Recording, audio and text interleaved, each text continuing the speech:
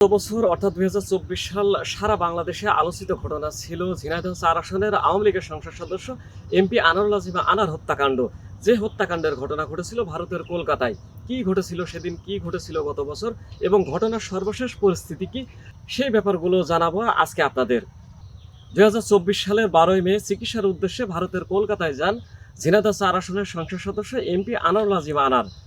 তিনি ওই ১২ তারিখেই কলকাতার বন্ধু গোপাল বিশ্বাসের বাড়িতে ওঠেন এবং গোপাল বিশ্বাসের বাড়ি থেকে ১৩ই মে তিনি চিকিৎসার উদ্দেশ্যে বের হয়ে নিখোঁজ হন। ১৩ই মের পর ঠিক ১৮ তারিখে তার বন্ধু গোপাল বিশ্বাস কলকাতার বরানগর থানায় একটি মিসিং ডায়েরি করেন। এরপর থেকে কিন্তু বাতাসে ভাসতে থাকে এমপি আনোয়ারুল আজিম আনারের নিখোঁজের ঘটনাটা। ঠিক এই ঘটনার পরদিন ১৯ মে ঢাকার মিন্টো রোডের ডিবি কার্যালয়ে যান এমপি কন্যা মমতারিন ফেরদৌস ডরিনের ডিবি কার্যালয় থেকে ঘুরে আসার পরে সারা বাংলাদেশে কিন্তু আলোচনা হতে থাকে যে এমপি আনোয়ারুল আজিম আনার নিখোঁজ হয়েছেন। যে ৩ দিন যাবৎ আমার বাবার ফোনে আমি পাচ্ছি না। যখন আমি পাচ্ছি না, মাঝে মাঝে খোলা পাই, মাঝে মাঝে বন্ধ পাচ্ছি। তো পরে আমি হারুন আঙ্কেলের সাথে যোগাযোগ করি। আঙ্কেল বলে বিষয়টা আমি দেখতেছি। পরে আমি আঙ্কেলের আজকে তো অফিসে আসছি, আঙ্কেলের সাথে কথা হলো। আঙ্কেল বলতেছে যে বিষয়টা আমি দেখতেছি, সে আমাকে সহযোগিতা করতেছে। ফোনে না পাওয়ার কারণেই মূলত আমি এখানে আসছি। আর আমি নিজেও ইন্ডিয়াতে মুভ করব। তো ভাবলাম তার আগে আঙ্কেল যেহেতু প্রসিডিওরে কাজ করতেছে, কেন ফোনে পাচ্ছি না ৩ দিন যাবৎ, ফোন খোলা থাকতেছে, বন্ধ থাকতেছে, এই কারণেই আসছে আর কি। হ্যাঁ, মাঝে মাঝে তার কানে হচ্ছে মেজর সমস্যা আছে, তার একটা কান বন্ধই করে টোটাল, এই কারণে আর কি। উনি কোথায় গিয়েছিলেন চিকিৎসা? উনি ওখানে আমাদের সাথে প্রথমে বলে গেছে যে পার্লামেন্ট যেহেতু বন্ধ হয়ে গেছে, ২-৩ দিনের জন্য উনি ইন্ডিয়াতে যাবে, এরকম রেগুলারই যায়। ঠিক ১৯ তারিখের পর ২২ মে শেরেবাংলা নগর থানায় হত্যার উদ্দেশ্যে অপহরণের একটি মামলা দায়ের করেন এমপি কন্যা মমতারিন ফেরদৌস ডরিন। ঠিক ২২ মে শিলাস্তি রহমান, আমানুল্লাহ আমান এবং ফয়সাল হোসেন এই ৩ জন কিন্তু গ্রেপ্তার হন।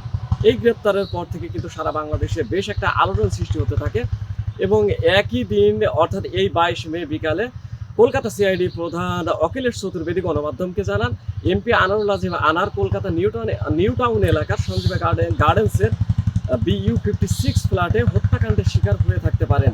এরপর থেকে শুরু হয় বিভিন্ন নাটকীয়তা। অর্থাৎ এই ২২ মের পর থেকে ঠিক ২৫ মে ঝিনাইদহ জেলা আওয়ামী লীগের সাধারণ সম্পাদক সাইদুল করিম মিন্টু আসেন এমপি আনোয়ারুল আজিম আনারের বাসভবনে। তিনি কিন্তু সেদিন এসে তার পরিবারকে সান্ত্বনা দেন এবং এই হত্যাকাণ্ডের বিচার দাবি করেন। ঠিক ওই দিন অর্থাৎ এই ২৫ মে সাইদুল করিম মিন্টুর সাথে উপস্থিত ছিলেন এমপি আনোয়ারুল আজিম আনারের বাসভবনে ঝিনাইদহ জেলা ত্রাণ বিষয়ক সম্পাদক অর্থাৎ আওয়ামী লীগের ত্রাণ বিষয়ক সম্পাদক কাজী কামাল আহমেদ ওরফে গ্যাসবাবু।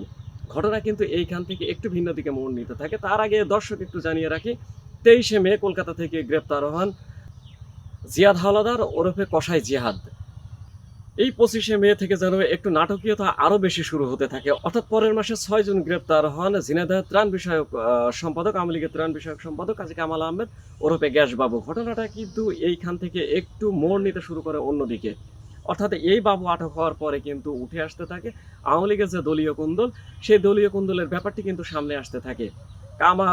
কাজী কামাল আহমেদ ওরফে গ্যাসবাবু আটক হওয়ার পরেই সাইদুল করিম মিন্টু কিন্তু আটক হন ঠিক জুন মাসে ১১ তারিখে আটক হওয়ার পরে সাইদুল করিম মিন্টুকে আদালতে তোলা হয়, অর্থাৎ ঢাকা মেট্রোপলিটন ম্যাজিস্ট্রেট আদালতে তোলা হয় ১৩ই জুন। এই ১৩ই জুন তুলে কিন্তু ১০ দিনের রিমান্ড আবেদন করা হয় এবং সেখানে কিন্তু তার ৮ দিনের রিমান্ড মঞ্জুর হয় এবং ঠিক এর একদিন পর অর্থাৎ ১৪ই জুন কাজী কামাল আহমেদ ওরফে গ্যাসবাবুকে আদালতে তোলা হয় এবং তিনি কিন্তু ওই ১৪ তারিখে আদালতে ১৬৪ ধারার জবানবন্দি দেন এবং সেই জবানবন্দিতে তিনি কিন্তু হত্যাকাণ্ডের সাথে সম্পৃক্ত থাকার কথা স্বীকার করেন। এরই মাঝে কিন্তু উঠে আসতে থাকে যে এই হত্যাকাণ্ডে ৫ কোটি টাকা খরচ করা হয়েছে এবং হত্যাকাণ্ডের মাস্টার মাইন্ড ঝিনাইদহের কোরচাঁদপুর পৌরসভার সাবেক মেয়র সাইদুজ্জামানের ছোট ভাই আখতারুজ্জামান শাহিন।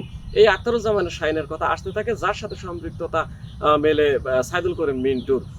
এবং এই জুন মাসের ৩ তারিখে শিলাস্তি রহমান এবং ৪ জুন আমানুল্লাহ আমান এবং ৫ জুন ফয়সাল হোসেন, এই ৩ জনে কিন্তু আদালতে ১৬৪ ধারা জবানবন্দি দেন। যে জবানবন্দিতে তারা কিন্তু স্বীকারোক্তি প্রদান করেছেন যে এই হত্যাকাণ্ডের সাথে তাদের সম্পৃক্ততা ছিল এবং এই ঘটনা কিন্তু বেশ খানিকটা মোড় নিতে থাকে। পরবর্তীতে সাইদুল করিম মিন্টু আটক হওয়ার পরে সাইদুল করিম মিন্টু সমর্থকরা কিন্তু তার মুক্তির দাবি করে মিছিল মিটিং করতে থাকেন এবং এমপি আনারুল আজিম আনার অর্থাৎ আওয়ামী লীগের এমপি আনারুল আজিম আনারের হত্যার বিচারের দাবিতে কিন্তু আওয়ামী লীগের আরেকটি অংশ ঝিনাইদহের কালীগঞ্জে মিছিল করতে থাকে।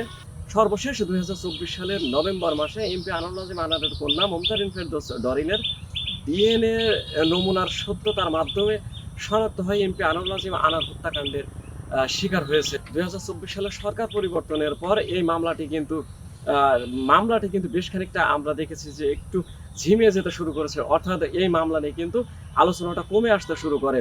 এই মামলায় সর্বশেষ এই বছরের 4 জুন জেলা আওয়ামী লীগের অর্থাৎ ঝিনাইদহ জেলা আওয়ামী লীগের সাধারণ সম্পাদক সাইদুল করিম মিন্টু কিন্তু জামিন পেয়েছেন।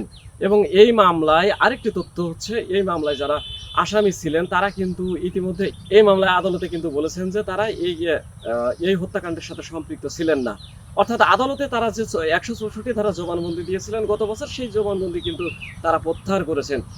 এখন একটি প্রশ্ন কিন্তু ঘুরে ফিরে আসছে, সেটি হচ্ছে যে এমপি আনারুল আজিম আনার হত্যাকাণ্ডের এই ঘটনায় আসলে কি স্বর্ণ চোরাচালান ছিল, যেটি নিয়ে প্রথম থেকে আলোচনা হচ্ছে, নাকি আওয়ামী লীগের অন্তর্কন্দল ছিল, যে মামলা নিয়ে এখনো পর্যন্ত ধোঁয়াশা কাটেনি এবং ধোঁয়াশা না কাটার মধ্য দিয়ে পার হয়েছে 1 বছর।